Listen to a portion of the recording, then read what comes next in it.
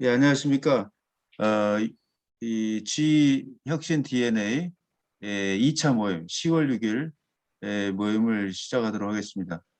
그래서 여기 저희 이제 독자 사랑방은 독자분들의 이제 질문에 대해서 답하는 방식으로 이제 진행을 하는데 여기 그 화면 공유를 통해서 지금 오늘 진행할 거 지난번에 지난달에 그 질문들을 중심으로 해가지고 잠깐요. 여기 아니고, 에,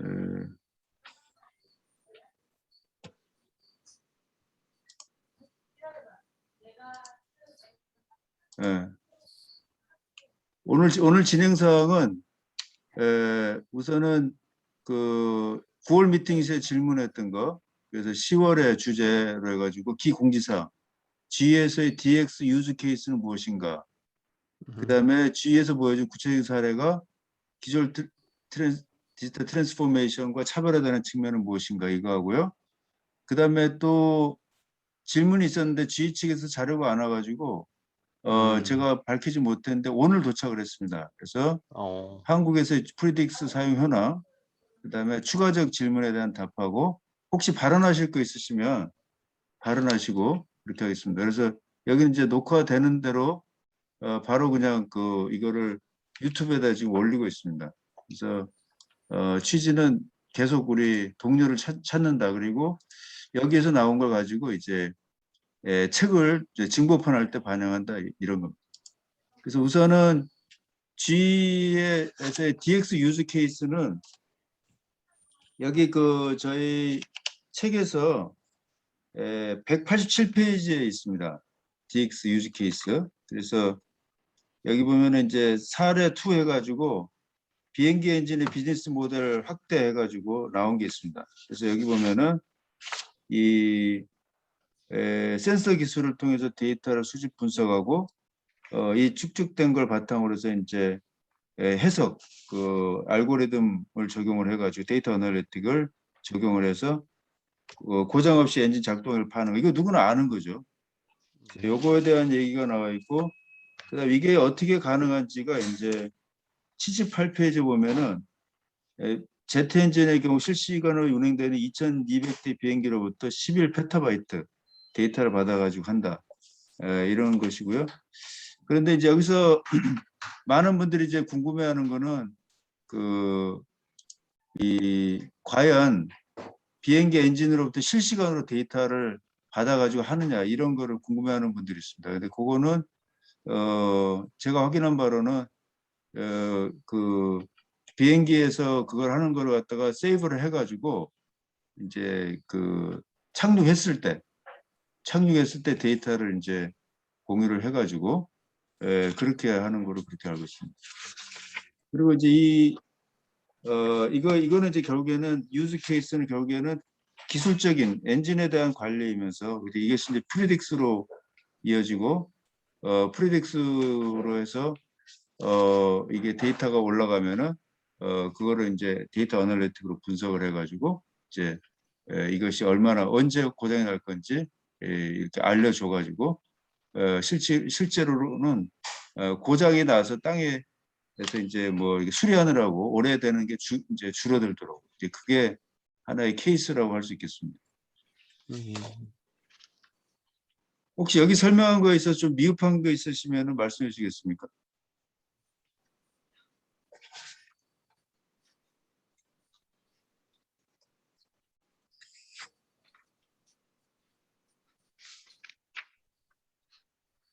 그 혹시 그 이제 생각하시는 동안에 그 다음 거를 좀 말씀드려 보겠습니다. 그 다음 거는 G에서 보여주는 구체적인 사례가 기존 디지털 트랜스포메이션과 차별화되는 측면은 무엇인가? 이건데 지금 현재 보면은 우리나라에서 디지털 트랜스포메이션 지금 제가 IIS에서도 활동을 합니다만은 IIS에서도 디지털 트랜스포메이션에 대한 개념을 정확히 못 잡고 있는 경우가 다수 발생합니다. 그 가장 큰 이유가 이 구체적인 사례를 보질 않기 때문에 그렇습니다. 구체적인 사례. 그러니까 IIC 내에서도 G 사례를 자세히 보는 사람들은 생각보다는 많지 않더라고요.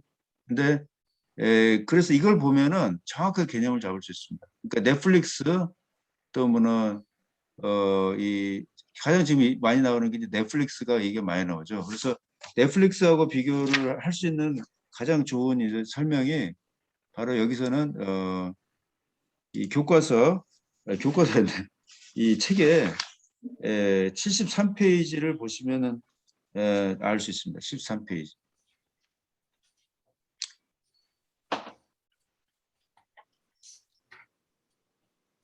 그래서 여기 이 73페이지에 보면은 소비자 인터넷 비즈니스 기업이 있고 제조 인터넷 비즈니스 기업이 있습니다. 그래서 이 현재 지금까지 우리가 알고 있는 넷플릭스는 소비자 인터넷 비즈니스 기업입니다. 소비자 인터넷 비즈니스 기업은 고객과 인터넷 네트워크로 실시간 연결된다. 그런 면이 뭐 어느 정도 있죠. 뭐 완벽하다고 볼 수는 없지만. 그런데 제조의 경우에는 고객과 연결할 때 여러 가지 그 정보 유출이라든가 이런 민감한 문제가 돌출이 되게 됩니다. 그게 다른 점이고 나머지 뭐 플랫폼으로 경쟁한다 또는 데이터를 자산으로 활용한다 빠른 실험으로 혁신한다 그다음에 고객에 대한 가치 명제를 다시 쓴다 이런 측면 이게 로저스 이제 프레임워크에 의거해서 정리한 건데요. 거기 보면은 이제 제조 쪽에서도 그걸 적용을 하려고 합니다. 하는데 복잡합니다. 그래서 그 복잡하다고 하는 것을 알 수 있는 게 74페이지를 보시면 알 수 있습니다. 74페이지. 그래서 74페이지를 보시면은 이 소비자 인터넷 비즈니스 기업의 시사점과 지위의 변화 이거를 이제 설명해 놓고 있는데 여기서 가장 핵심적인 차이점은 이게 기본적으로 데이터가 나오는 것이 또는 정보가 나오는 것이 하드웨어 그러니까 실물에서 나온다라고 하는 것이 다르고 넷플릭스는 데이터나 정보가 실물에서 나오는 게 없거든요. 실물에서 나오는 게 없죠. 전부 뭐 영화고 그건 실물이 아니거든요. 예. 그다음에 고객이고 또 뭐 예를 들어서 핀테크로 가자고. 핀테크 하면 디지털 트랜스포메이션 얘기잖아요. 핀테크에서 실물에서 데이터가 나오는 게 없다고. 전부 돈이고 또 뭐 거래고 또 뭐 실물이라고 하는 게 어떤 가격이고 뭐 이런 거죠. 실물에 대한 데이터가 아닙니다. 그래서 여기 보면은 고객사하고 연결됐던 센서라고 하는 게 나오고 거기에 다시 센서로서 나오는 거 실물에서 나오는 것이.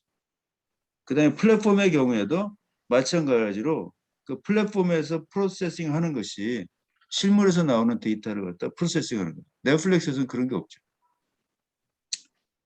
그다음에 데이터를 자산으로 활용한다고 하는 것도 이 데이터도 실물에서 나오는 데이터인데 이 데이터의 특징은 핀테크나 넷플릭스하고 차이점은 데이터 사람들이 혼동이 있는데 여기 기계에서 나오는 데이터는 알아들을 수가 없습니다. 알아들을 수가 없어요. 그래서 이거를 처리를 해서 프로세싱을 했을 때 인포메이션을 전환해야 됩니다. 그래서 데이터를 자산화한다고 하는 것이 그런 차이점이 있고요. 빠른 실험이라고 하는 것도 빠른 실험하는 것 자체가 굉장히 어렵습니다. 빠른 실험 뭐 애짤 얘기 많이 하고 우리도 한다 이렇게 하잖아요. 우리나라 제조기업도 한다고 하잖아요. 굉장히 어렵습니다. 그래서 이 문제를 가지고 제가 IIC에서 이 BDXI라고 하는 그룹을 만들어 가지고 거기에서 실제로 이제 보시나 이런 데 하고 있습니다. 하고 있는데 이 빠른 실험을 하는 것 자체도 이제 그 제조기업들이 정립해 나가는 과정이고 너무나 힘듭니다. 그래서 이런 빠른 실험이라고 하는 거 일반적으로 소프트웨어 회사들은 빠르게 애자일, 데브옵스 뭐 이런 것들을 해나가는데 이쪽 그 제조 쪽은 데브옵스 이런 게 하기가 어렵고 그래서 자기 나름대로 뭐 디자인 띵킹, 린 스타트업 이런 거 적용해서 하는데 잘 안 됩니다. 왜냐하면 하드웨어고 이런 것들의 빠른 실험의 핵심은 테스트인데 테스트 자체가 돈이 많이 들고 소프트웨어는 돈이 별로 안 들죠.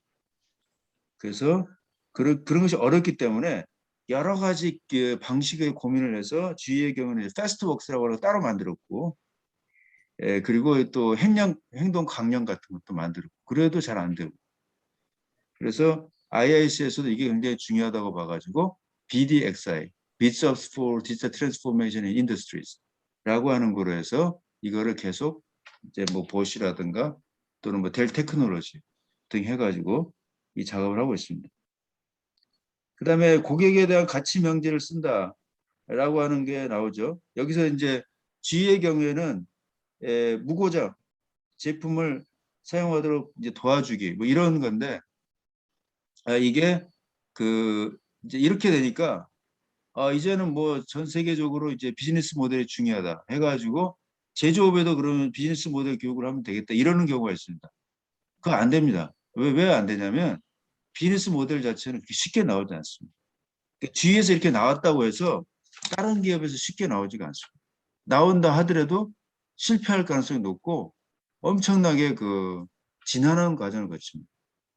그래서 그런 점이 다르다. 그래서 이 기본적으로 디지털 트랜스포메이션, 디지털 트랜스포메이션 차이에 대해서 누군가가 만약에 묻는다면은 이 74페이지를 가지고 이야기를 하면 정확하게 얘기를 할 수 있고 개념이 혼동이 될 수가 없습니다. 그런데 이런 기업에 대한 것들을 모르는 사람들은 이제 완전히 그 일반적으로 지금 우리나라에서 디지털 트랜스포메이션 얘기하는 그런 분들은 디지털 트랜스포메이션 얘기라는 말을 안 써도 되는 것을 디지털 트랜스포메이션이라고 합니다. 왜냐하면 본인이 디지털 트랜스포메이션이라는 말이 뭔지를 정확히 이해를 못하고 있거든요. 근데 이 G의 이걸 가지고 개념을 잡으면 흔들릴 수가 없습니다. 정확하게 흔들릴 수가 없습니다. 그러니까 질문, 그러니까 이 제 말씀을 들을 게 아니라 핵심은 이런 현상을 이 디지털 트랜스포메이션은 말을 쓰지 않고 다른 말로 쓸 수 있는가라고 하는 질문을 던집니다. 그래서 디지털 트랜스포메이션이라고 하는 것은 기본적으로 이 기존과 전혀 다른 업의 성격이 바뀌어버리는 거거든요. 업 자체가. 먹고 사는 것 자체 방식이 바뀌어버리는 거예요.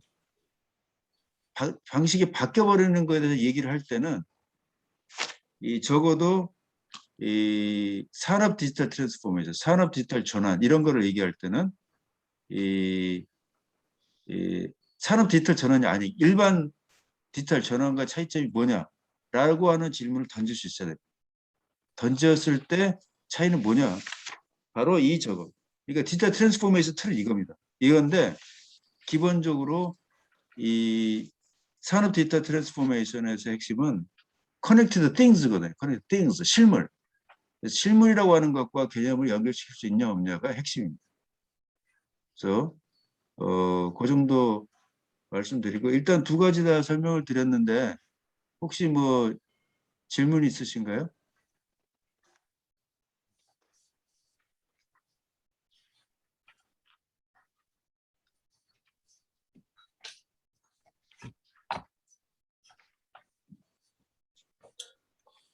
제가 한 가지 여쭤보겠습니다. 예. 요즘에 우리가 뭐 이제 요즘에 또 디지털 트랜스포메이션이라는 용어가 굉장히 이제 화두인데 사실은 그동안 우리가 지난 수십 년간의 어떤 경영 혁신 분야 예. 물론 거기에 이제 우리가 혁신이라고 하는 굉장히 큰 화두가 존재를 하고 저는 그렇게 해석한다. 이 혁신이라고 하는 것은 개념 자체가 이제 시작되고 용어가 시작된 건 벌써 슈페터 이후니까 거의 뭐 한 7, 80년 정도 됐죠. 예. 근데 그 슈페터가 주장한 이 혁신의 정리가 지금도 사실은 계속 진행 중이라고 저는 보거든요. 예. 그런데 그 이후로 그것이 이제 여러 가지 그 어떤 도구에 의해서 현장에서 접목이 되어 왔는데 우리가 작년 재작년까지는 또 4차 산업혁명 그래서 그것이 화두가 돼서 뭐 온갖 사람들이 다 4차 산업혁명이라는 용어를 쓰고 개념도 불명하지 않은 채로 막 써왔는데 요즘엔 그 용어가 또 슬그머니 좀 사그라드는 느낌이에요. 예. 그리고 갑자기 또 이 디지털 트랜스포메이션이 작년부터 또 용어가 딱 부각이 되면서 그리고 또 거기랑 병행해서 뭐 이제 뭐 IoT라든지 뭐 여러 로보틱스 뭐 이런 것들이 또 이제 같이 수반돼서 이제 화두로 올라오는데 교수님께서는 그 디지털 트랜스포메이션이라는 용어가 앞으로도 계속 지속적으로 사용이 되실 것 같습니까? 디지털 트랜스포메이션 용어를 계속 쓸지 안 쓸지는 모르지만은요. 한국의 경우에 그러니까 용어가 의미가 있으려면은 어떤 현상을 설명하는 가치를 가져야 됩니다. 그러니까 다른 용어로도 쓸 수 있다고 하면 그 용어는 의미가 없거든요. 근데 계속 갈지는 모르지만은 적어도 우리나라의 경우에는 디지털 트랜스포메이션이 아하 우리가 잘못 가고 있구나라고 할 때 쓰는 용어로 그렇게 쓰이게 됐습니다. 우리나라에게. 구체적으로 말씀드리면 어, LS 산전 있잖아요. LS 산전. 네네. LS 산전이 이번에 이제 스마트 월드 이코노믹 포럼의 그 저기 라이트하우스로 선정될 만큼 세계적으로 앞선 이제 스마트 팩토리고 사실 우리나라에서 제일 먼저 시작한 데 중에 하나입니다. 그래서 언론도 많이 탔고. 그런데 그 회사의 경우에 스마트 팩토리를 쭉 하다가 이제 사실은 우리나라의 지멘스라고 할 수 있거든요. 하다가 이 회사들이 이게 아닌 게벼 하면서 바꾸게 됩니다. 뭘로 바꾸냐면은 LS산전은 그 팩토리 단위 기업 차원의 팩토리를 바꾸는 게 인더스트리 4.0의 핵심으로 그렇게 알았습니다. 그런데 하다 보니까 이게 아니구나. 회사 전체적으로 이게 바뀌어야 하는 엄청난 변화라고 하는 걸 깨닫게 됩니다. 그러면서 그때 팀을 갖다가 만드는데 디지털 트랜스포메이션 팀으로 바꾸게 됩니다. 그 다음에 LG의 경우도 마찬가지입니다. LG의 경우에도 뭐 스마트 팩토리 그 엄청나게 잘 해왔습니다. 그 팀들이 있어가지고 공장 하다가 이게 아닌 게 해가지고 찾아보니까 이게 아니구나. 이게 회사 전체를 바꿔야 되는 거구나. 이게 공장 자체를 뭐 AI를 적용하고 뭐 저기 IoT 이런 게 아니고 회사 전체를 바꾸고 뭔가 어마어마한 이게 업 자체 성격이 바뀌는 거에 변화구나 라고 하는 걸 알면서 구광모 회장님이 디지털 트랜스포메이션 선언을 2019년에 하게 되거든요. 이런 것들이 바로 이 디지털 트랜스포메이션이 우리나라에서 어떤 의미를 갖습니다. 그래서 산업부의 경우에도 이제 디지털 전환이라고 하는 말을 쓰게 되는데 그게 우리나라의 경우 정책도 공장 단위의 그 어떤 혁신으로 생각하고 추진을 해왔습니다. 그러다 보니까 뭐 중소기업 중심으로 또 갔고 근데 정부에서 딱 보니까 이게 보니까 이게 아닌 게 이게 산업 전체의 업의 성격이 바뀌는 거란 말이에요. 그렇다 보니까 산업 디지털 전환이란 말을 쓰게 된 거예요. 그래서 우리나라의 경우에는 보다 더 현상에 일어난 거를 제대로 이해하게 되는데 이 용어가 쓰였다고 그렇게 보여요. 구체적으로 말씀드리면 인더스트리 4.0이 맨 처음에 나왔을 때 독일에서 그걸 자세히 읽어보면은 이 업의 성격 자체가 바뀌는 걸 얘기하고 있습니다. 업의 성격 자체가. 비즈니스 모델 자체가 바뀌는 걸 얘기를 하고 있습니다.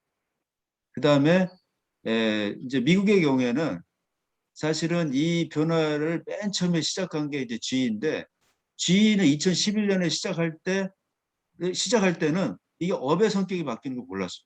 하다가 이게 제조업이 이게 업의 성격이 바뀌는구나라고 하는 걸 알면서 바뀌게 됩니다. 그거 할 때 이 이멜트가 6개월 이상을 고민합니다. 이게 정말 이게 어떻게 되냐. 끙끙 앓다가 그걸 전환하거든요. 그게 바로 디지털 트랜스포메이션의 의미라고 할 수 있습니다. 그래서 근데 이건데 이런 변화를 중국은 2016년 정도부터 캐치를 해나갔습니다. 2016년 정부 차원에서도 굉장히 빠르죠. 그래서 세계적으로 가장 늦게 출발했지만 가장 빠르게 변화를 지금 하고 있는 데가 사실 중국입니다. 어떻게 보면은 중국은 어떻게 보면은 가장 앞선 기업만 보면은 독일, 미국을 능가하는 이러한 업의 성격을 바꾸는 것들을 시도하고 있습니다. 그래서 업의 성격이 바뀌는 것, 업의 본질이 바뀌는 것으로 이해하는 것. 그러면 그거야말로 변신이거든요. 업의 성격이 바뀐다는 건 천지개벽하는 거 아닙니까? 그러면은 그게 뭐냐? 업의 성격. 그래서 업의 성격이 바뀌는 것과 관련돼서 나온 게 바로 여기에 74페이지의 이야기. 그러니까 핵심은 제조업에 있어서는 비즈니스 모델이 바뀐다는 거는 있을 수가 없는 일입니다. 제조업. 아니, 물건 파는 거죠. 제조업이 뭡니까? 물건 파는 거죠. 근데 이거는 무슨 이상한 얘기를 하고 있어요. 제조업에서 물건 파는 얘기가 아니에요. 여기 뭐 주위에서 하는 게 엔진을 팔지를 않는다고요. 이상한 짓을 한다고요. 완전히 제조기업이라고 볼 수 없어요. 이런 게 바로 디지털 트랜스포메이션입니다. 그래서 적어도 우리 한국 사람들한테 이 현상을 이해하지 못하는 이해하기가 더 없는 게 디지털 트랜스포메이션. 그러면 4차 산업혁명은 왜 죽었는가? 4차 산업혁명은 본질과 현실에 일어나고 있는 현상과 관련 없는 이야기를 했기 때문에 그렇습니다. 그러니까 4차 산업혁명을 얘기한 사람들은 뭐냐면은 사실은 이 현재 현상에 일어나는 가장 무서운 변화는 제조업이고 그다음에 제조업과 유사한 하드웨어 중심 산업입니다. 거기서 어마어마 폭풍과 같은 변화가 일어나고 있습니다. 그런데 4차 산업혁명을 떠든 사람들은 그거에 별로 관심이 없는 사람들. 전 산업의 변화에 관심 있는 사람. 그 찰스 슈왑이라는 사람도 그런 사람이고요. 그 사람의 말을 받아가지고 우리 한국에서 떠든 분들이라기보다는 나름대로 주장한 분들도 그런 분들입니다. 그런데 보니까 현상에서 그런 일이 없지 않습니까? 없다 보니까 전부 잠잠해지고 그럼 지금 왜 디지털 트랜스포메이션이 뜨는가? 현상을 정확하게 캡처하는 용어이기 때문에 특히 우리나라의 경우에는 그거를 이제 안 겁니다. 그러니까 요즘 스마트 팩토리란 말 잘 안 쓰지 않습니까? 스마트 팩토리가 원래 독일에서 말할 때 스마트 팩토리는 우리나라에서 말하는 스마트 팩토리가 아닙니다. 우리나라 스마트 팩토리는 단위 기업 차원만 바라보고 있습니다. 그런데 독일에서 말하는 스마트 팩토리는 단위 기업을 넘어선 그걸 말하고요. 단위 기업을 넘어서는 게 옛날에 우리가 칼스도 있었고 있었습니다. 우리 사실 30년 전에 칼스도 있고 뭐 있었습니까? 인티그레이트 매니팩처링 다 있었습니다. 있었는데 그거와 달리 지금은 기업들끼리 연결이 되면 어떻게 되냐면은 서비스 개념이 나오게 됩니다. 서비스 개념. 서비스 개념이 나와버리면 업의 성격이 바뀌어버려요.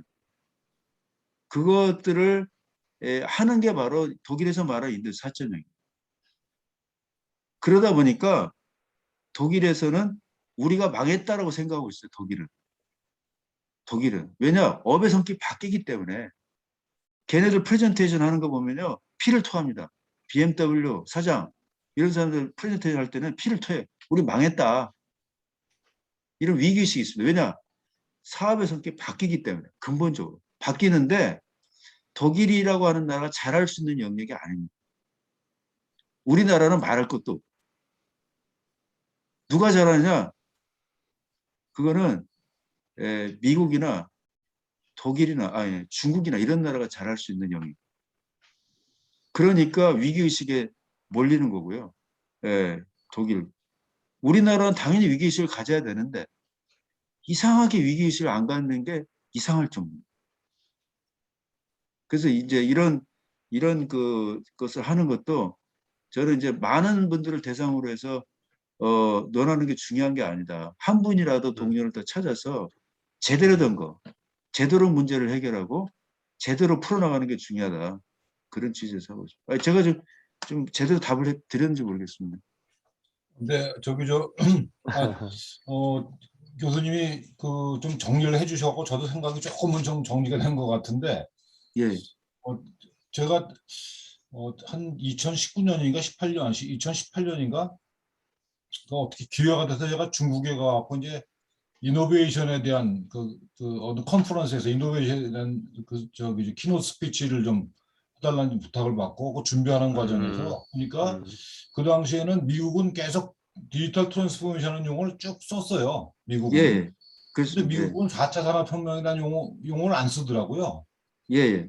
그리고 그 당시 중국은 이제 중국 제조 2025, 그래서 2025년도에 중국의 제조를 완전히 이제 이게 뒤바꾸는 혁신을 하겠다는 목표를 가지고 움직이고 있었고, 인더스트리 4.0은 독일에서 계속 그 용어를 써왔던 걸로 제가 기록에서 봤어요. 예, 근데 우리는 4차 산업혁명이라는 용어를 한창 썼던 시절이죠. 예, 그래서 뭐 언론도 그렇고 무슨 뭐 정치권부터 해서 뭐 모든 사람이 다 뭐 학교, 대학 또 어디 강연 가면 교수님들도 그렇고 다 4차 산업이라는 혁명이라는 말을 쓰는데 음. 어느 조그만 세미나에서 그 누가 그 얘기를 하길래 제가 손을 들고 질문했습니다. 혁명 그러면 이거 레볼루션인데 레볼루션은 완전히 뒤집히는 거다. 근데 지금 내용을 말씀 들어보면 이게 레볼루션이 아니고 이볼루션인데 진화일 따름이지 우리가 이제까지 IT를 가지고 이렇게 새로운 걸 시도한 건 벌써 몇십 년 동안 쭉 진행을 해왔던 것이고 이 최근도 또 그런 IT 기술이 발전되다 보니까 어떤 이볼루션이라는 관점에서 봐야 되지 않냐. 이게 왜 레볼루션이라고 얘기를 합니까? 음, 그리고 이제 그 교수님 어느 한 분한테 질문했더니 그분 말씀이 사실은 이거는요 정부에서 정한 거예요. 용어를 그러는 거예요. 예, 정부 관계자들이 이걸 좀 뭐 돌풍을 일으켜야 되는데 용어를 어떻게 쓰냐 했더니 그때 찰스 슈왑이 이제 4차 산업혁명이라는 이제 얘기를 예, 한 거예요. 그때. 그래서 이게 우리말로 4차 산업혁명으로 합시다. 뭐 이러면서 이것이 결정이 된 거래 용어가요. 예, 제가 그 얘기를 듣고 참 물론 뭐 정부에서도 이걸 좀 전 국민적인 공감대를 만들려고 의도적으로 만든 건 이해는 되지만 그래도 이걸 국민들이 정말 정확히 이해를 하고 이걸 가지고 뭔가 좀 새로운 걸 뭘 혁신을 일으켜 나가려고 그러면은 우선 개념부터 명확해야 되거든요.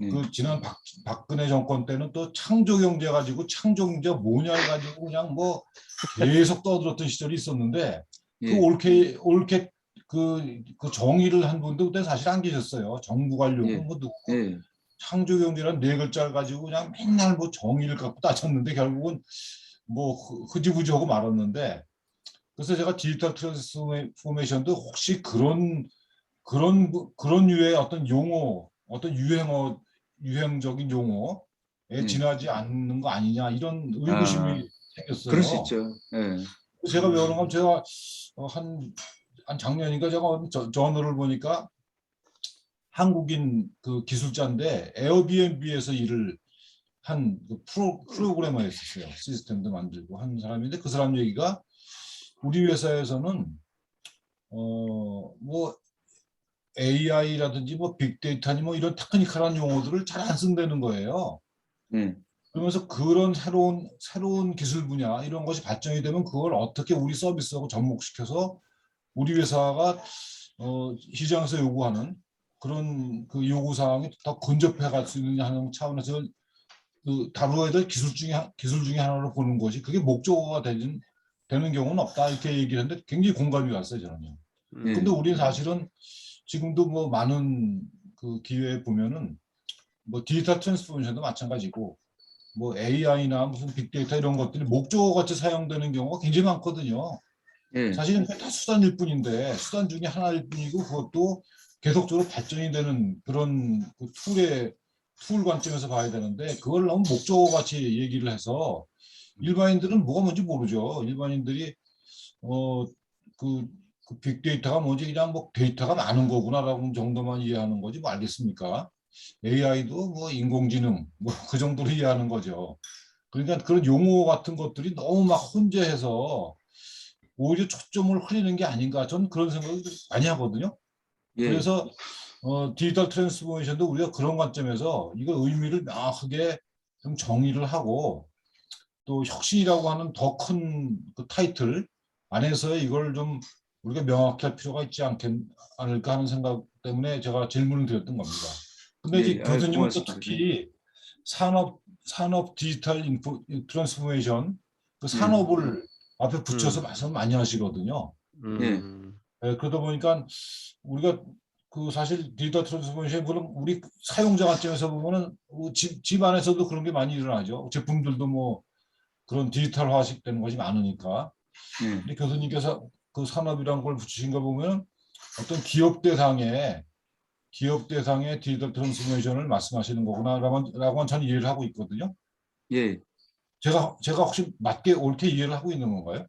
예, 그러니까 쉽게 말씀드리면 디지털 트랜스포메이션은 미국에서 영어가 있었고요. 디지털 트랜스포메이션은 1990년대 후반부터 쭉 진행되어 왔다고 볼 수 있습니다. 왜냐하면은 예를 들면 뭐 그동안에 페이스북, 구글, 아마존 해가지고 여러 가지 애플 여러 가지 변화들이 있었지 않습니까? 그런데 이 디지털 트랜스포메이션 인 인더스트리즈 이거의 차이점은 기본적으로 커넥티드 띵스를 갖다가 활용한다라는 게 차이입니다. 커넥티드 띵스.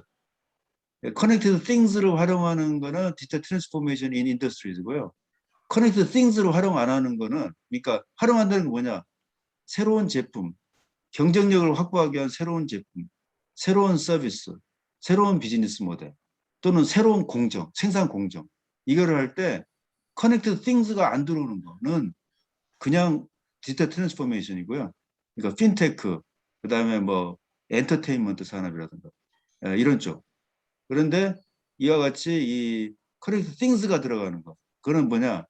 저는 이제 그걸 스마트 산업이라고 하는데 스마트 S 스마트 시티, M 매니팩처링, A 애그리컬처, R 리테일 앤드 로지스틱스, T 트랜스포테이션, H 헬스케어, E 에너지. 이 산업이 전부 지금 산업 디지털 트랜스포메이션 안에 들어와 있고요. 이거를 위해서 전 세계 그 열강들이 막 무서운 속도로 달려가고 있습니다. 그런데 우리는 그 과정에서 4차 산업혁명이라고 하는 용어를 가지고서 길을 잃었던 것입니다. 거기를 집중을 해야 되거든요. 왜냐하면 은행이나 또는 뭐 엔터테인먼트 이런 산업은 이미 쭉 진행이 되어 왔고요. 또 바뀌었다 하더라도 그 나라의 국력에 크게 지장이 없습니다. 물론 제가 뭐 오해받을 수 있는 여지 물론 지장이 없다는 게 무슨 말씀이냐면 엄밀한 말해서 고용에 미치는 영향이 별로 크지가 않습니다. 그런데 이 산업의 경우에는 고용에 미치는 영향도 크고요. 국력에 미치는 영향이 크기 때문에 열강들이 전부 미쳐가지고 달리고 있는. 그래서 이 디지털 트랜스포메이션 인더스트리즈는 첫째 스마트 산업을 의미하는 것이고 커넥티드 띵스를 레버리지해서 혁신하는 그런 산업을 의미한다. 그러니까 그런데 이제 그 대표님 말씀대로 그 B2B에 주로 많습니다. 그게 B2B에. 그러니까 이제 B2B라고 볼 수도 있고요. 그래서 그 말씀도 맞는 게 여기 지금 74페이지, 13페이지 보면은 소비자 인터넷 비즈니스는 B2C에 초점을 맞췄고 그다음에 제조 인터넷 비즈니스는 B2B에 초점을 맞췄거든요. 그 말씀도 크게 뭐 어긋나지는 않습니다. 그런데 어쨌든 핵심은 이제 그렇다는 거예요. 그래서 이 적어도 디지털 트랜스포메이션을 이야기하는 사람들 그리고 이제 글로벌리는 이제 제가 인더스트리 인터넷 컨소시엄은 디지털 트랜스포메이션 인더스트리를 가지고 디지털 트랜스포메이션 워킹 그룹이 있습니다. 제가 거기 멤버거든요. 거기서 디지털 트랜스포메이션 인더스트리에 대한 화이트 페이퍼가 작년에 나왔고요. 지금 작업하고 있는 게 그거에 대한 프레임워크 작업을 하고 있습니다. 거기서도 지금 막 피튀기게 이제 서로 싸우고 있는데 거기서 이제 이의가 없는 건 그겁니다. 커넥티드 띵스를 레버리지하는 거. 레버리지해서 이노베이션을 내면은 그게 디지털 트랜스포메이션 인더스트리다. 이 정도까지는 지금 합의가 돼 있습니다. 네, 감사합니다. 네, 감사합니다. 저기 사실 이제 대학 강의 같은 걸 들어보면은 이제 그 DX 얘기를 많이 하거든요. 근데 거기서 예, 거기 하다 보면은 꼭 이제 인더스트리 4.0과 곁들여서 이제 얘기를 꺼내게 되고 얼마 전에 이제 들었던 얘기를 하나를 요약을 하면 인더스트리 4.0하고 DX의 차이점을 간단히 설명을 해주시는 분이 있었어요. 그래서 예, 뭐 당연히 인더스트리 4.0은 독일에서 일단은 그 위주로 되어 있고 DX는 미국이 주도를 하고 있고 그다음에 인더스트리 4.0은 제조가 기반이 되어 있는 중소 중견 기업들이 주로 많이 하고 있다 이런 얘기를 했었고 그다음에 DX는 그 좀 비제조인 미국이 주로 이제 대기업 위주로 진행을 하고 있다 이렇게 일단은 그 비교를 하시더라고요. 그래서 일단은 A와 B를 이렇게 비교를 막 하니까 약간은 이해하기는 좀 용이하긴 한데요. 사실은 진정한 지금 얘기하는 독일의 인더스트리 4.0과 지금 우리가 지금 얘기하는 DX를 명확히 표현을 안 된 것 같다는 생각이 좀 들었거든요.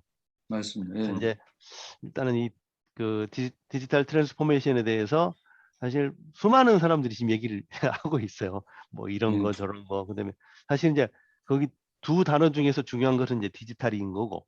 그래서 비즈니스 모델도 얘기하다가도 보면 비즈니스 모델이 아니고 디지털 비즈니스 모델이다. 이렇게 하면서 이제 항상 그 키워드를 이제 디지털로 많이 집중해서 얘기를 하고 있거든요. 그래서 예. 제가 보기에는 뭐 처음부터 용어를 명쾌하게 정의하기는 조금 어려움이 좀 있겠다. 왜냐하면 우리가 머리로 이해하는 게 아니라 일단은 이제 체험하면서 많이 하게 될 거고요. 제가 하나 좀 이제 다음에라도 한번 좀 소개를 부탁드리는 거는 예. 지금 G에서 하고 있는 그 패스트웍스 있지 않습니까? 네. 패스트웍스에 대해서 사실은 좀 그런 내용을 좀 교수님께서 조금 네. 더 설명을 좀 해주시면 G에 예. 하고 있는 그 일종의 뭐라고 얘기해야 됩니까? 업무라고 얘기를 해야 됩니까? 아니면 사고방식이라고 얘기해야 됩니까? 뭐라고 예. 얘기를 해야 되죠? 예. 그래서 예. 어쨌든 상관없습니다. 예. 예, 그 내용을 예. 조금 더 지금 그 제조 인터넷 비즈니스 관련해서 패스트웍스를 이제 핵심 키워드로 말씀을 하셨으니까 그것도 좀 한번 소개를 좀 해주시면 우리가 예. 좀 이렇게 내용을 좀 습득할 때 좀 도움이 될 것 같습니다. 예. 그래서 기왕이면은 그걸 이제 하겠습니다. 하는데 그 네. 페스트웍스에서 혹시 궁금하신 게 있다면 어떤 게 혹시 있으실까요? 뭐 그냥 보면은 지금 이제 사실 용어라는 게 그 단어로 보는 게 아니라 거기 그 속에 들어있는 뭔가의 개념을 봐야 되는데 사실 예. 제가 그 공부를 별로 못했습니다. 사실 그래서 예. 오히려 일단은 좀 소개를 좀 해주시고 그런 내용을 지혜에 대해서 어쨌든 책을 기고하시고 책을 쓰시고 뭐 하시면서 지혜에 대해서 나름 스터디를 많이 하셨으니까 제가 그런 고견을 좀 듣고 싶습니다. 다음 달에라도. 그러면 이제 페스트웍스의 특징이 뭔가? 예? 뭐 네네네. 그런 정도로 네. 한번 해볼까요? 예. 네네, 좋습니다. 그러면서 예. 좀 더 예. 구체적으로 저희가 예. 좀 접근하기 좋게 좀 표현을 해줬으면 예. 좋겠습니다. 예. 네. 그래서 또 좀 더 궁금하시면 또 이제 예, 또 예. 질문하시면 되니까. 예. 네네네. 예. 그럼 다음에 또 그렇게 하도록 하겠습니다. 네. 또 다른 질문 있으신가요? 근데 우리 지금 이거 세션을 진행할 때 예. 어떤 하는데 어떤 원칙이라든지 방법 뭐 이런 것들이 좀 이렇게 그런 걸 좀 말씀을 좀 미리 해주시면 좋을 것 같아요. 예. 좋습니다. 예. 제가 사실은 이 책을 이제 구입을 한 다음에 아직 다 못 봤어요. 드문데 다른 일 읽다 보니까 뭐 사실 이게 소설책까지 재밌는 책도 아니고 그러면 이제 이걸 읽으려고 그러면 딱딱하죠. 글씨가 작아서 또 아주 읽다 보면 자꾸 그냥 좀 눈이 막 굉장히 피곤해서 그래서 그 책을 내용을 다 보질 못했는데 또 그리고 또 한 가지는 산업 현장에서 이제 예를 들어 뭐 지휘와 비슷한 업종에서 내가 일을 했으면은 거기 나온 내용을 좀 더 쉽게 이해가 될 텐데 그런 게 아니면 상당히 이해가 어려운 부분들이 많거든요. 예. 그래서 저는 내심 교수님께서 이 책을 처음부터 끝까지 한번 쭉 훑어주시는 건가 보다 이렇게 생각을 했어요. 예. 그걸 기대를 했는데 그게 아니시더라고요. 예. 그 말씀드리겠습니다. 여기 네. 이제 그 안내문에 이제 그 나와 있는데요. 그러니까 질문을 하시면 답하는 식으로 하고 그다음 그게 네. 첫째 취지고 두 번째는 독자 발언 때. 왜냐면은 제가 이걸 생각하는 게 제가 잘못 생각할 수도 있거든요. 제가.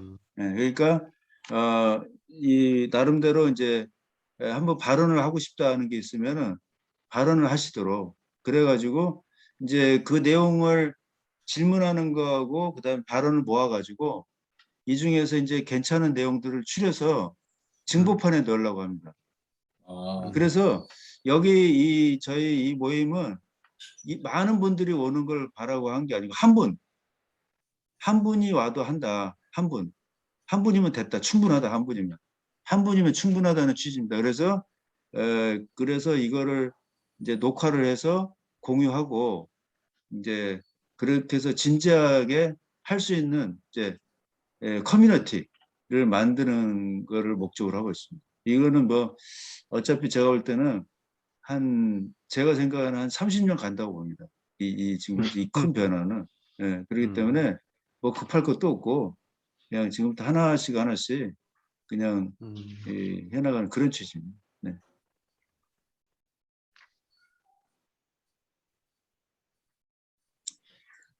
지금 그러시면 예. 99쪽, 100쪽에 보면은 이제 그 G 빌리프의 5개 원칙이 있지 않습니까? 예. 저기 보면은 예. 고객이 우리의 성공을 결정한다. 속도를 예. 내려면 군사를 빼라. 이기려면 배우고 적응하라.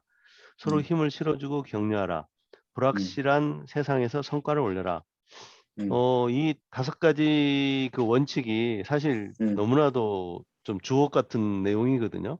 예. 그래서 아마 기업들이 뭐 5가지가 다 아니고 한 2가지, 3가지만 가지고 해도 나름대로 기업 문화를 만들고 문화를 바꾸고 하는데 되게 좋을 것 같은데 오히려 이런 그 원칙 이런 거는 참 지위가 상당히 그 수준이 좀 높은 것 같아요. 그렇죠. 네, 그래서 예. 이런 키워드들을 쓰는 것도만 해도 그래서 예. 이걸 활용해서 지위가 그동안에 어떻게 그 적용을 하고 있는지 그런 것들도 이렇게 잘 보면 우리가 예. 얻을 게 좀 있지 않을까라고 좀 보입니다. 빌리프 원칙에 대해서. 예, 맞습니다. 그 G 빌리프도 혹시 다음 시간에 될 수 있으면 한번 좀 다뤄보겠습니다. 예. 그러니까 G 빌리프의 취지, 5개 원칙. 네. 그러니까 원칙의 핵심 음. 취지가 있을 것 같습니다. 여기 내용은 이제 다 있으니까 취지 그렇죠. 왜 이걸 예. 하게 됐는가 그거에 대해서 한번 좀 다뤄보겠습니다. 네. 예.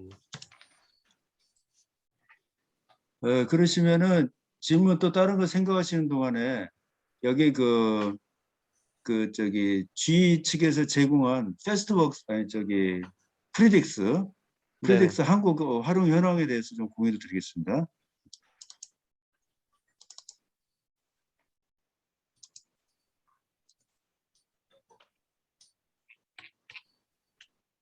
여기 그 프리딕스 활용 현황은 현재 2013년에 이제 론치가 됐으니까 산업 플랫폼은 이제 처음으로 된 거죠. 그런데 이게 굉장히 뛰어난 세계에서 가장 앞선 것이었는데 지금 이제 많이 다른 곳들이 이제 많이 나타났죠. 근데 현재 여기 이렇게 설명을 하고 있습니다. 프리딕스는 현재 오픈 플랫폼이 아닌 G가 제공하는 여러 산업용 애플리케이션을 위한 플랫폼으로 운영 중이다. 그러니까 원래 프리딕스는 이 책에서는 오픈 플랫폼 성격을 지향하는 거로 얘기를 하고 있습니다. 맨 처음에 할 때는. 그래서 근데 이제 그렇게 안 하고 G의 것만 쓰는, 그러니까 무슨 말씀이냐면 다른 회사의 애플리케이션도 프리딕스 위에 올라탈 수 있도록 하는 게 원래 취지였습니다. 근데 지금 현재 G에서 이번에 응답은 그렇게 안 하고 산업용 G 것만 한다. 에셋 퍼포먼스 매니지먼트 시스템 뭐 이런 거거든요. 네. 그런데 요거는 이제 아예 이 G 쪽에 들어가면 디지털 트윈에 대한 이야기를 보시면은 엄청나게 사례가 많이 나와 있습니다. 근데 그 디지털 트윈이 바로 전부 이 프리딕스를 바탕으로 해서 움직이고 있습니다. 그래서 사례가 굉장히 많은데, 그 다음에 여기서 지금 이제 어쨌든 이 회사에서 제공한 얘기로는 한국에서는 현재 한 건도 없다고 얘기를 했습니다. 없게 된 가장 큰 이유는 이 정보보호법에 의해 가지고 우리나라 데이터를 갖다가 외국 쪽에 데이터를 보내는 것 자체가 불가능하게 되기 때문에 그래서 안 된다 그렇게 이제 답을 받았고요. 그런데 이거에 대해서 프리딕스를 이용해서 에셋 퍼포먼스 매니지먼트에 대해서 볼 수 있는 참고할 만한 거는 이게 있다. 그래서 이게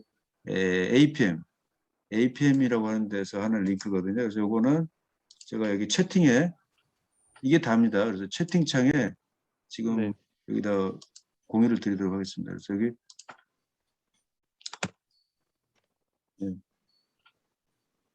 채팅창에 공유했으니까 이거 보시면 내용을 제가 봤는데 내용이 그 필리핀이라고 하는 것을 신경 쓰실 건 없고 굉장히 내용이 구체적으로 개념을 잡기 좋게 돼 있습니다. 그래서 개념 잡기 좋으시니까 한번 참고하시면 좋을 것 같고요.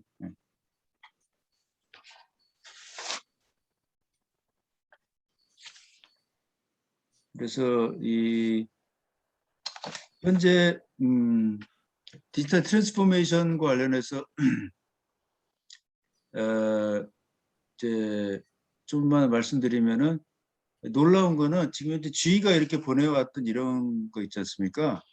이런 것들을 지멘스와 그리고 보쉬 그리고 제가 확인한 거는 이제 뭐 J&J라든가 이런 회사들이 전부 이거와 비슷한 패턴을 전부 보이고 있습니다. 그렇기 때문에 만약에 디지털 트랜스포메이션 관심이 있으시고 실질적인 말씀을 하고 싶으면 G를 보는 게 가장 빠릅니다. 다른 분들은 예를 들어서 지금 어떤 분이 이제 디지털 트랜스포메이션 얘기할 때 또 인더스트리 4.0 얘기할 때 중소기업 중심이다 이렇게 말씀하고 이렇게 말씀이 나오는 거는 볼 때 실물 중심으로 보지 않고 그런 거에 대한 논의한 문건을 보고 정리를 하기 때문에 그렇습니다. 실물로 딱 들어가면 실물. 그러니까 이거는 이제 인더스트리 4.0 하는 기업이 어디에 있느냐. 인더스트리 4.0 기업에 있는 단체가 있단 말입니다. 단체에서 얘네들이 어떻게 움직이고 있는지 이렇게 보면은 그냥 그대로 드러나거든요. 뭐 지멘스, 보쉬, 대기업들, 뭐 슈나이더 이렇게 쫙 들어오고 그 다음에 이제 중소기업들도 막 같이 포진이 돼 있고 이렇게 쫙 하거든요. 움직이고 있습니다. 근데 그럼 왜 중소기업 중심이라고 이야기를 하느냐? 이제 그 플랫폼인데 4.0에서 문건을 낼 때 중소기업 걸 많이 냅니다. 왜냐면은 대기업들은 이제 뭐 정보도 많고 하는데 중소기업들은 어렵단 말입니다. 그러니까 이제 거기에 대한 거 뭐 자료도 많이 올리고 이렇게 하니까 그렇게 볼 수도 있는 면이 있습니다. 네. 그리고 디지털 트랜스포메이션에 대해서 미국이 이제 그렇게 쓰고 있고 그렇게 볼 수도 있지만 사실은 이제 이번에 하노버 메스에 그 플랫폼 인덱스 4.0에서 한 행사를 할 때 디지털 트랜스포메이션이라는 말을 자기들이 쓰거든요. 쓰고 또 용어가 같이 이렇게 수렴이 됩니다. 자기들끼리. 디지털 트랜스포메이션 같이 쓰고 그다음에 인더스트리 4.0이라는 말도 써주고 그렇게 같이 해나갑니다. 그래서 그러면서 이제 같이 수렴도 되고요. 그런 것들은 이제 저희들이 또 시간이 되면 같이 또 공유를 또 해나가겠습니다. 교수님께서 지금 이제 국제 활동도 하시고 그다음에 이런 이제 이제 여러 가지 이제 페이퍼를 많이 보시니까 좀 전에 얘기하신 것 같이 그 디지털 트랜스포메이션 사례 같은 것도 독일 뭐 이런 유럽 국가에 그런 거를 이제 많은 정보를 접하시고 이제 날리지가 있으신데 그거랑 비교할 때 우리나라의 현실은 어떻다고 보세요? 그런 데를 뭐 같이 비교해서 좀 이렇게 쫓아가고 있는 건지 뭐 그 굉장히 좋은 아니면 말씀인데요. 예. 디지털 트랜스포메이션을 보는 것의 가장 핵심이 신제조 서비스입니다. 인더스트리 4.0과 관련해서는. 그러니까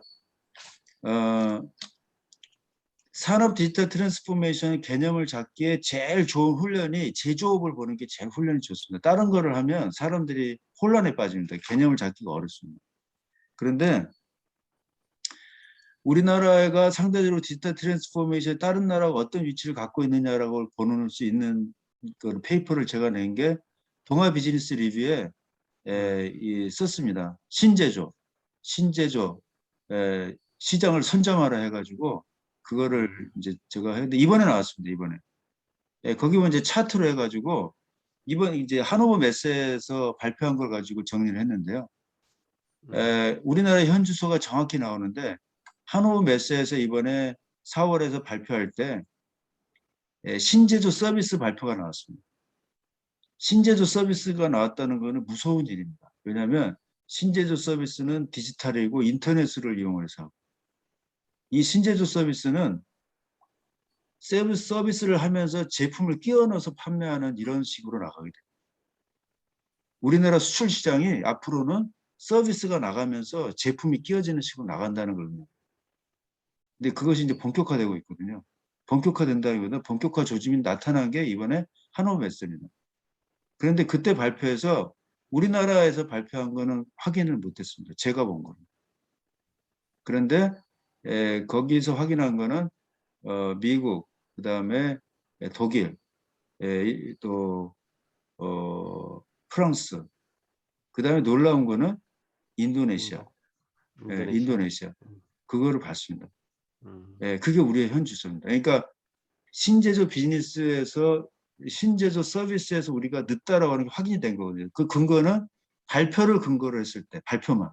다른 거는 근거가 아니고 다른 데가 있을 수도 있습니다. 우리나라에 서비스가 잘한 게 있을 수가 있는데 실증적으로 일단 그것만을 근거로 해서 봤을 때는 우리나라가 현재 제가 볼 때는 빨간 사인입니다. 왜냐하면 신제조 서비스는 늦으면 추격의 기회가 별로 없습니다. 왜냐하면은 신제조 서비스라고 하는 거는 뭐하고 똑같냐면은 그거랑 똑같다고 할 수 있거든요. 아이패드, 아니, 저기 아이파드 네. 나왔을 때, 아이팟, 네. 아이파드 나왔을 때 우리나라 기업의 아이리버는 제조로 판매했거든요. 제조로 판매했죠. 근데 아이파드의 경우에는 서비스로 한 거거든요, 사실은. 그러니까 그러니까 음악을 잘 듣기를 판 거거든요. 그러니까 음악을 잘 듣기를 팔면서 아이파드를 끼워서 판 거거든요. 그게 바로 신제조 서비스 모델입니다. 그러니까 앞으로는 물건을 팔 때 서비스를 팔면서 물건을 끼워서 팝니다. 그런데 이제 그게 제조에서 나오기 시작했거든요, 이번에. 이 서비스가. 그래서 이게 상당히 지금 심각한 상태라고 할 수 있죠, 우리나라. 왜냐하면 이게 옛날처럼 추격이 가능하면 모르는데 추격이 이제 가능하기 어려운 불연속적인 게임이거든요. 그렇기 때문에 일반 대중이나 정책이나 또 기업 내부에서도 깨어있는 분들이 많이 있습니다. 근데 위에 분들한테 얘기하기가 어렵습니다. 오너한테, 특히 오너한테 얘기 못합니다. 그 다음에 오너가 알고 있는 경우도 있습니다. 제가 이제 어떻게 하다 보니까 또 이제 그런 이제 이렇게 제가 이렇게 접촉해가지고 고민을 제가 좀 이제 접한 적이 있는데 오너가 그거에 깨어있는 분도 있습니다. 그런데 밑에 애들이 또 안 움직입니다. 우리나라에. 그래서 굉장히 어렵습니다. 이 서비스로 제조 서비스로 가는. 그래서 이거는 보통 일이 아닙니다. 그래서 근데 그분들이 그러면은 뭐 지혜가 없거나 뭐 역량이 부족하고 이런 게 아니라 다 스마트한 분입니다. 스마트하기 때문에 못 움직여요. 스마트하기 때문에. 그래서 그래서 좀 고민이 되는다고 할 수 있겠습니다. 그래서 현 주소를 그래서 이제 제가 지금 하려고 하는 거는 이걸 확인한 걸 가지고 과연 맞는지 제가 내년 1월에 이제 독일을 가는 걸 추진하고 있습니다. 그래서 독일에서 신제조 서비스를 이제 독일 팀하고 같이 하려고 지금 하고 있거든요. 그러면 이제 정확하게 우리나라 주소가 좀 더 나올 것 같습니다.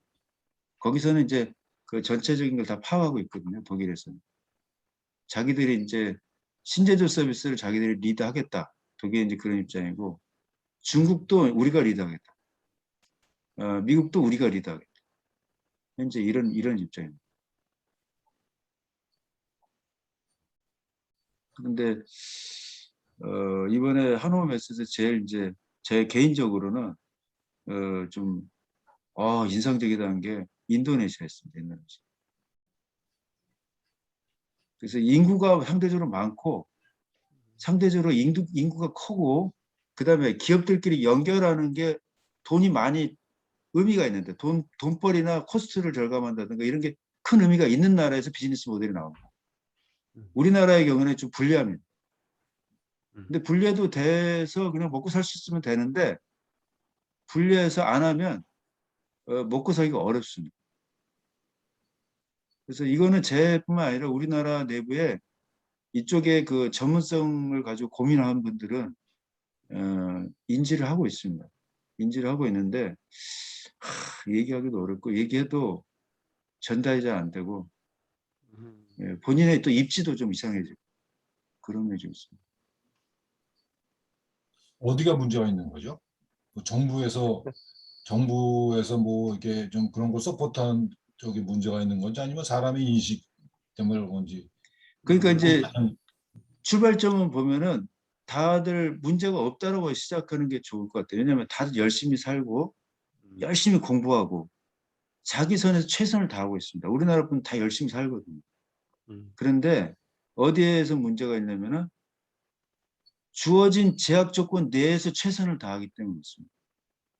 그러니까 내 부서 안에서 최선을 다하고 내 부처 안에서 최선을 다하고 또 기업체도 마찬가지입니다. 기업체도 공장에 있는 사람은 공장 안에서 최선을 다하고 그 다음에 그 기업 내부에서 최선을 다하고 다 그렇게 합니다. 근데 이제 기업을 넘어서고 이렇게 하지 않습니까? 요거는 할 수가 없습니다. 왜냐하면 해봤자 돌아오는 게 별로 없거든요. 그리고 위험합니다. 자기의 잡 시큐리티가 위험합니다. 왜냐하면 성과가 별로 없는 걸 시도하자고 하니까. 그리고 사실 성과가 별로 안 나옵니다. 뭐 새 신제도 서비스 시도하자. 성과 별로 안 나옵니다. 우리나라에서. 그런 건 다른 나라도 마찬가지 아닌가요? 그런데 이제 그게 다른 나라도 마찬가지인 거 맞고요. 그런데 우리나라 여건이 다른 나라가 있습니다. 그러니까 예를 들어 우리나라는 기업들끼리 연결을 하는 게 별로 이게 크게 돈벌이하고 나 원가 절감에 크게 도움이 안 돼요. 네? 그런데 다른 나라의 경우에는 하다 보니까 기업들끼리 연결하는 게 돈이 많이 벌려. 그리고 이게 괜찮아요. 이게 원가 확 절감이 되는 나라가 있습니다. 그 나라가 크고 그 다음에 사이즈가 크고 인구가 많은데 그런 나라가 유리합니다. 그런 나라가 바로 인도네시아, 또 미국, 그 다음에 중국 이런 나라들이 유리합니다. 그래서 사실 지금 현재 중국에서 신제조 플랫폼 나오는 거 있지 않습니까?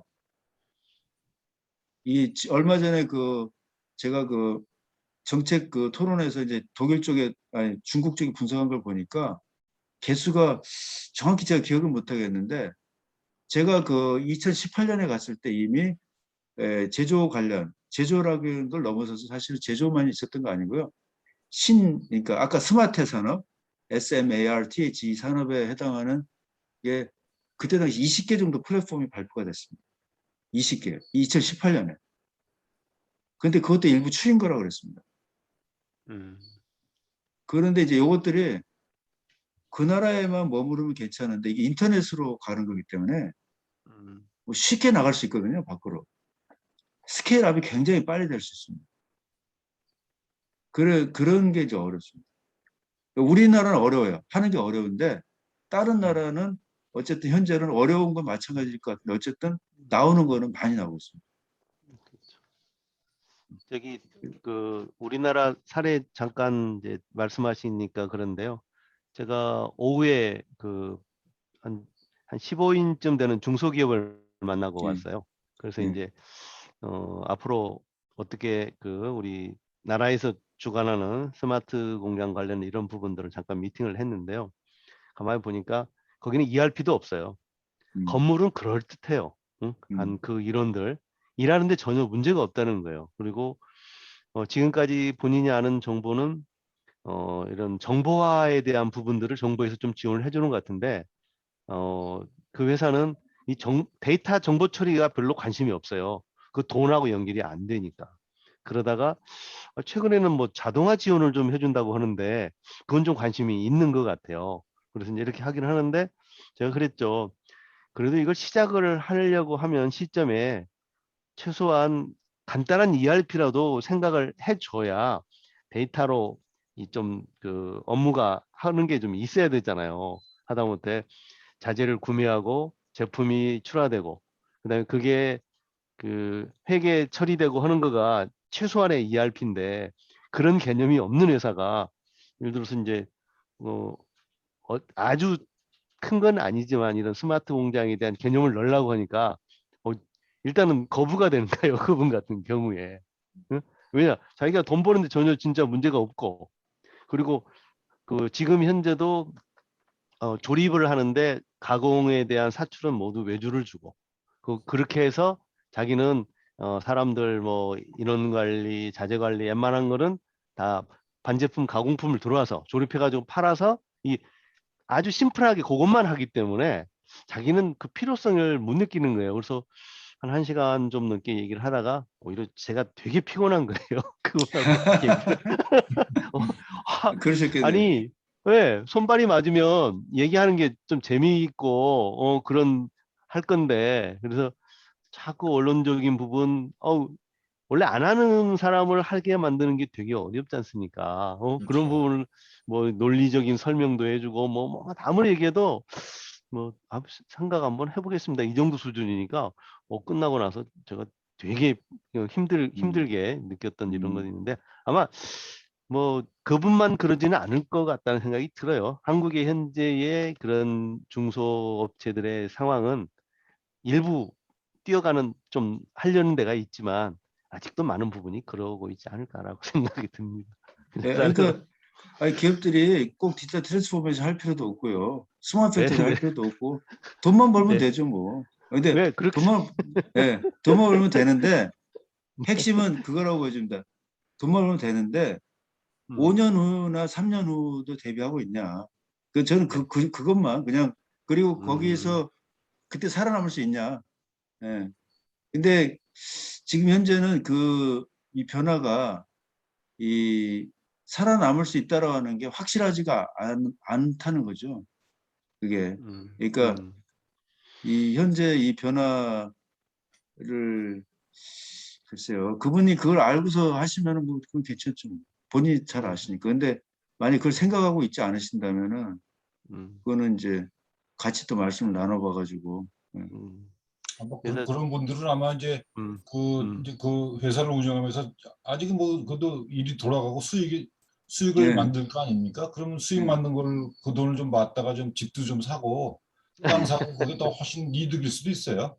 뭐 복잡하게 맞습니다. 뭐 자동화 이런 거 생각하지 않고 우리 지금 우리나라 현실이 그렇지 않습니까? 맞습니다. 예. 예. 음,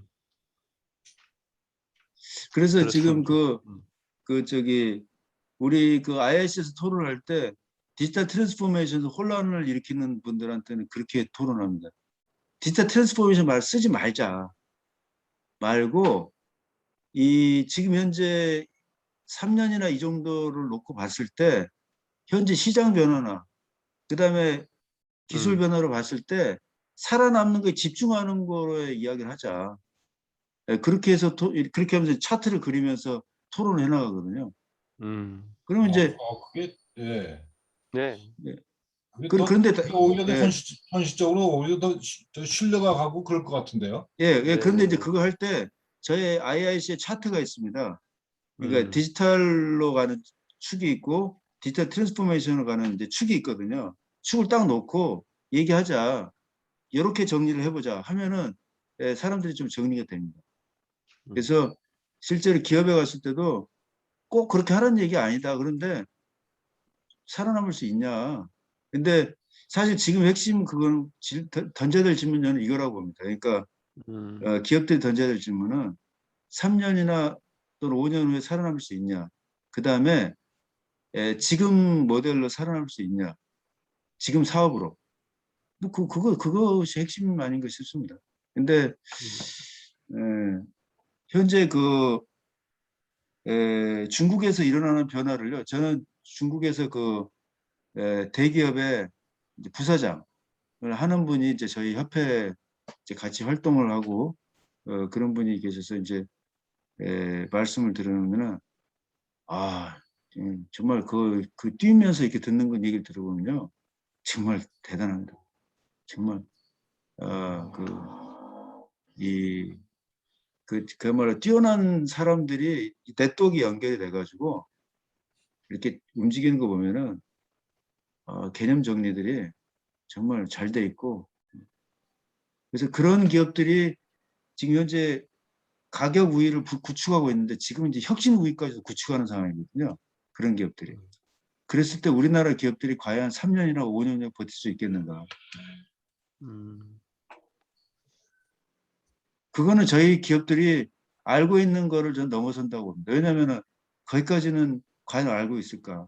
지금 현재 수면 밑에서 중국에서 하고 있는 걸 알고 있을까. 저는.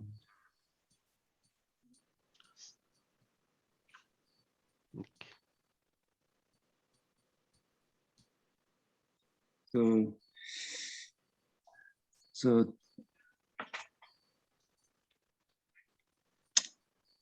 어쨌든 지금 현재 그런데 그동안에 이 물밑에서 일어났던 것들이 지금 이제 가시화가 되고 있기 때문에 옛날보다는 좀 더 이야기하기가 편해졌는데 편해졌다는 건 그만큼 우리나라가 더 위험한 상황에 가까이 와 있다는 걸 의미합니다. 한오브 메스 이런 얘기도 할 수 있고 중국이 뭐 테스트 플랫폼이 뭐 그때 당시 몇십 개가 나왔다라고 하는 것 자체가 이미 우리나라한테는 위험한 사인을 의미하는 겁니다. 뭐 대한민국이 북한하고 대치하고 여러 가지 중국이나 일본이나 이러한 어려운 상황에서 이만큼 성장하지 않았겠습니까? 그런 항상 예. 위험이라는 것은 있는 거고요. 예. 오히려 기업 환경도 뭐 어려워졌을 때 또 그런 거를 또 받아들이고 또 극복하는 능력이 있는 거니까 뭐 지금까지 한 거를 최근에 했던 거를 잘 보면 뭐 또 그런 역량은 우리가 나름대로는 가지고 있지 않겠습니까? 긍정적으로 예. 보고 있습니다. 예, 네. 믿고 나가야죠. 믿고. 네, 이거 예. 네. 예, 그러시면 오늘 좀 말씀을 정리하자면 오늘 이제 질문 세 가지 질문 주신 거 그거에 대해서 이제 답변을 드렸고 그다음에 디지털 트랜스포메이션 개념에 대해서 그게 과연 4차 산업혁명과 관련성은 무엇이고 이제 이런 거에 대해서 다시 한번 좀 정리를 할 수 있었고요. 예. 그리고 또 이제 또 DX하고 뭐 또 인터넷 4.0 차이 이런 거에 대한 말씀을 좀 나눴습니다. 그래서 이제 다음 질문은 이제 패스트웍스의 특징이 무엇인가? 그 다음에 G 빌리프 이런 게 취지나 이런 게 무엇이냐? 이런 내용이 되겠습니다.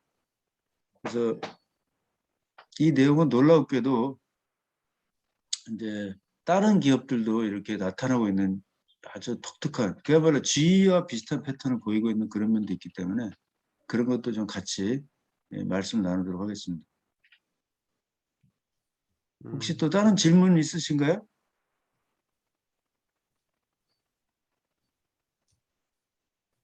예, 질문 없으시면은 따로 말씀드리겠습니다. 예. 또 언제든지 또 말씀 주시고요. 네. 예, 네. 또 이렇게 진행하도록 하겠습니다. 바쁘신 시간에 또 이렇게 네. 참석해 주셔서 감사합니다. 오늘도 수고 많으셨습니다. 좋은 네네. 말씀 많이 들었습니다. 네, 네, 감사합니다. 수고하셨습니다. 네, 네. 감사합니다. 들어가십시오. 들어가십시오. 네. 네, 들어가십시오. 네.